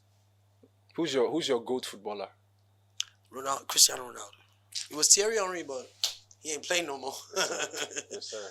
Fun fact: I was named Henry because of Thierry Henry. Oh, really? Yeah. I would have named My my son. godfather wanted me to be an Arsenal fan, but I disappointed him. Oh, look at how your life turned out. Yeah, very happy. No. How's your life? Oh, great. You sure? I wasn't called Henry. Oh, your weight change. Let's see. I wasn't called Cantona. Let's see. Let's see how your life turns out. You have to remove your shade so we can actually know how you are. About what? You can't do it. What? You What do can't you do mean? What do you mean? You can't do what? Don't threaten me. I should have started the interview with. So Jimmy, how's life as an Arsenal fan? Actually, it's actually great. Actually, sir. It puts you in perspective of what's important. Why are you people laughing? That wasn't supposed to be a joke. Is it true that Arsenal fans are the most patient people in the world? Is it true that if you date a man that's an Arsenal fan, you know that he's gonna stick with you no matter Those what? statements are plausible because Arsenal fans have had to wait for a title. But you don't support a team because you're waiting for a title. I don't think you're supposed to. No, I'm used to success, man. Are you waiting for this season's title? Let me ask Groovymono. Are you waiting for this season's title? It's coming. It's coming after your 2-1 defeat. It's really coming. I've always. Yeah, what you can say about me, I can say about you. You understand? I've always seen. What is good for the goose, good for the gander. I goose, you gander. I've always you seen gander. success. You can't talk to my team. You can't talk what? You can't be mentioning my. Just after Monday, I'll have you know this is a recording going on Tuesday. Jimmy, it is it's not here 24 hours after this guy over here collected an L in his house, and he collected a red for pulling a player's hair. What kind of sport are they doing at Old Trafford? Guys, what are you people doing there? Let me say. No. This is Jimmy Debates. This is no longer Groovy Debates. This is me telling you people now that this guy that is claiming here to be one of who not to affect me, he did not play for 29 days. 29. They did not kick a football in official viewing centers. Nobody watched them. It's highlights of previous achievements, right? Wow. They now come out on Monday, Obi's house on a Monday. Like, what? They should have come to Obi's house because what they were doing on that place, pulling hair, they don't do that in Obi's house, even though we know what, yeah. God. Hello, Jimmy. Let me tell you something. If you're a Man Who fan, stop talking about Arsenal. Okay? Are you sure? Leave Arsenal. We cannot. Remove the forest in your eye before you look for the spectacle in my own eye. We cannot stop. See, it's what it is. Until you guys deliver. Yes, it is what it is. Until you trophy. stop looking into another man's house, your house will be burning. Until you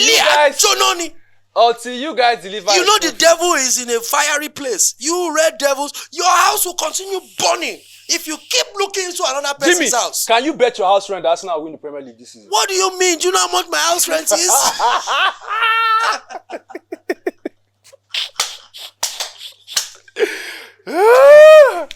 You see, he can't even do it. He cannot do it. He said 70 million. Who am I? It's Kobe Bryant that tattoo, no Arsenal. All this from Kobe Bryant. Okay, number 4, guys. It feels like we've asked 5 questions. Don't worry, we're still at number 3. You hate man. Yes, I hate them. Number 4, Lagos traffic fix. What is that one song that keeps you from losing your mind on 3rd Mainland Bridge? I don't lose my mind on 3rd Mainland Bridge. different. I'm not like every other person. You know, go stand one day. First of all, if you are entering traffic, you should know when you're going so you don't get caught up in traffic. I don't go to the mainland in peak periods. I don't do it because I don't want to be stuck in traffic. And if I am, I'm not the one driving because I can't be the one driving. So in that case, I'm never frustrated in traffic because I'm just chilling. Never really in traffic. Duh. So what is that? Okay, so let me rephrase it. What is the go-to song for you when you want to get into your phase? Driving, whatever. No, when you're going into your. What is the go-to song for Jimmy when he's getting into game time, game mode? Okay. You want to hype? You want to get into hyping? You want to get into? You want to play a game? Or is it different songs? Funny enough, if I'm going on stage, I like to listen to other hype men. Just to get gingered. You can't listen to yourself. I have no recording of me hyping. Do you understand what I'm saying? It's only in recent times that people record their hype sessions and do. And unfortunately, I don't have such a platform.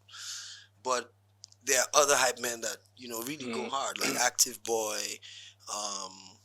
What's this other guy's name?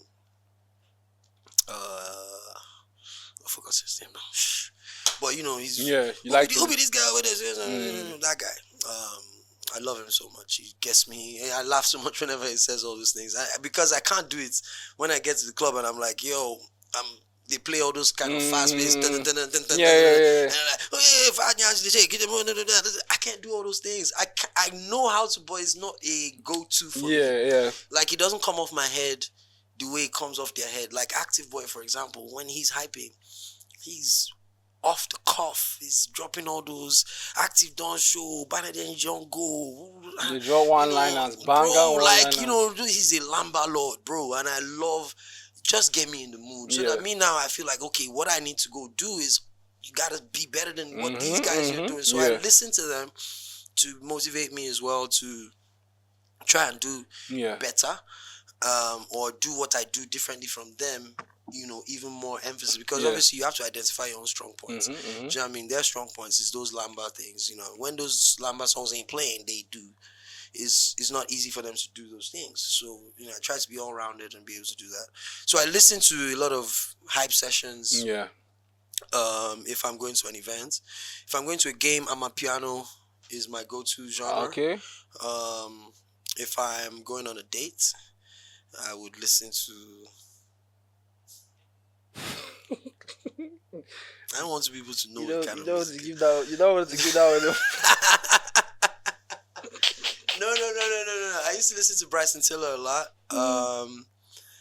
There's some sex playlists that you people should try out as well. Wow. But I'm not going to drop that now because my wife is not going to let me. It's for me and her. When I was single, I would have dropped that, but Oh, Lord. Yeah. Well, there it is. He has given you all in one. The hype man secrets, the dating secrets, the game mode secrets. You have it. You have everything. You understand? You got to have one for everything. One for everything. Yeah. And the final question is the secret talent. What is that one thing that Jimmie Akinsola can do that nobody knows? What is that one thing that you can do that nobody knows? I can win souls for the Lord. Okay. Give me a 1-minute monologue. You did this before and I fell for it. I'm not doing it again. Win a soul for the brother. We always want to win souls. No, listen, I'm a typical example of talk to me. how you can win souls. Most people don't understand how they are in existence until they realize that there's a superior being out there. And for me, I'm a living example. My success, my story, my existence, every breath I breathe is not because I am extraordinary. It's because there is a God somewhere, and that man is the reason why you're alive today, and your purpose, having not achieved it or completed your task, you will still be on this earth doing what you're supposed to do. So there's a greater purpose to our existence. Once you lock into that, you unlock everything life has to offer. Amen. Amen. Amen. Wow. Jimmy. Jimmy. Supposed to be Pastor Jimmy, you know. Oh man, I don't even know. Too many titles. Imagine that. So that Too this many, guy and that has one half all of something waiting for him. man. It's. I think there might be another phase of No, you. but you see, that's why I say you have to be able to Mhm. put everything into Yeah. who are you now, who do you need to be now. If you don't need to be that guy, chill. Let someone else be the guy. Guys, I'm gonna ask one more question. Forgive me. And Alright, this is obviously something that we share, which is SuperSport. Okay, talk to me. In bro. the briefest way possible, tell me how SuperSport has changed your life. That's a great question. SuperSport has given validity to my brand, and without complicating things or making seem being too long-winded, the fact that I'm on SuperSport, the fact that I can say I work for SuperSport, when my name is mentioned in conversations of employment or opportunities, the reference is Jimmie, the guy that works on SuperSport. Once that entered the conversation, that was when I was able to elevate my ask in terms of fees. What year was when did you start with them? This was just before. I've been with SuperSport now for 5 years. Okay. So literally just before I got married. Okay. Because Moses was at my wedding. So, Yeah. that was when I started charging extra. That's when I became King Jimmie, so to speak. So that's when I'm like, you know what? I'm working at SuperSports. I have to uphold the level that SuperSports is held at. And I had conversations with my colleagues at SuperSport. I'm like, okay, what do you guys charge now? So I use that to measure up to, okay, because I'm on this platform now, I have to be able to do certain things. So for me, SuperSport has changed my life, not just in terms of my exposure to the world, but having a reference point where people can say, oh, which Jimmie are you talking about? SuperSport Jimmie?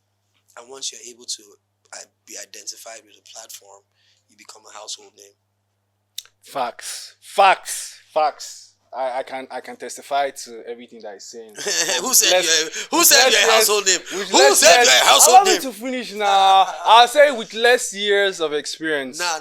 But shout out to you. Shout out to you. Shout out to You the shut up platform. faster than I did. You know, your rise in SuperSport. I took my time. You just went up. Straight up. You know what I mean? So yeah. Well, I mean, your future is way brighter, man. We do what we gotta do, and like I said, working. obviously, first time on the show from courtesy of this man. So yeah, it's amazing. Appreciate it's you. amazing. You ain't for my hand. We try. But Jimmie, what a session, man. Thank you. Thank you so much for everything. Thank you for all the nuggets. I'll all tell the my vibes. wife you kept me here for too long. Hey man, yeah, shout out to madam. Shout out to madam. But I have to say that So it's can't just say shout out to madam. Yo, Kanayo, Jimmie Akinsola, my love, my wife, my sweethearts. Thank you for giving me Kanye. Without you, I don't know what I'll be doing right now. So yeah, I love you, and you know who I'm doing interview with. It's your guy. Yeah, we love you. We love you, ma. We love you, ma, too, as well. Please don't be angry that I kept him for this long. This man, as you see, is an amazing man that you married. He's a blueprint for versatility in this industry. He's the one and only. Your husband. He's not King Jimmie. Is it King Jimmie? He's your husband. Okay, sorry. King Jimmie. She's queen. All right, Jimmie. This is your camera. Please tell us or tell the audience where they can find you on social media and you could tell them what's next for you. You know. All right, ladies and gentlemen, boys and girls, mamas and papas. I am Jimmie the King, or you can simply call me King Jimmie. I love the fact that you guys are watching the Groovymono Show, but if you're more interested in finding out about me, the handsome, tall, the more interesting version of Groovy, then you can hit me up on all social media platforms. On Instagram, I'm at JIMMIE Akinsola, AKINSOLA. You can also hit me up on on X. I'm Jimmie. Jimmie is spelled with JIMMIE. Yes, sir. Yes, sir. Yes, sir. All right, guys. Well, we've come to the end of this interview. And of course, if you want to catch up with the king himself, Jimmie, make sure you watch him on SuperSport. You can check out for his latest acting gigs and any other ones that he has in the future. Yo, I ain't done working in a while. Come get me. He's please, still there. He's still working. Please. He's still I gotta working. work. I He's gotta still work. working. Also, his flag football team, Lagos Athletic Knights. Yeah, well, we rebranded Lagos. Lagos Knights. If you want to catch him there at Sundays, the game. Meadow Hall. Exactly. Catch him at the pull game. And if you see Jimmie in the building, it might be an event, it might be a club. Just know, vibe. Energy It is up. going down. Energy It up. is going down. I'm a testimony to that, and everyone who has seen this man can testify to that. We're out. We're out. King Jimmie, Appreciate you. blessings. I sign out as always. This has to be the best episode, most viewed, most everything. So, I want to be the Cat Williams of this show, and I want him to be like Shannon Sharp.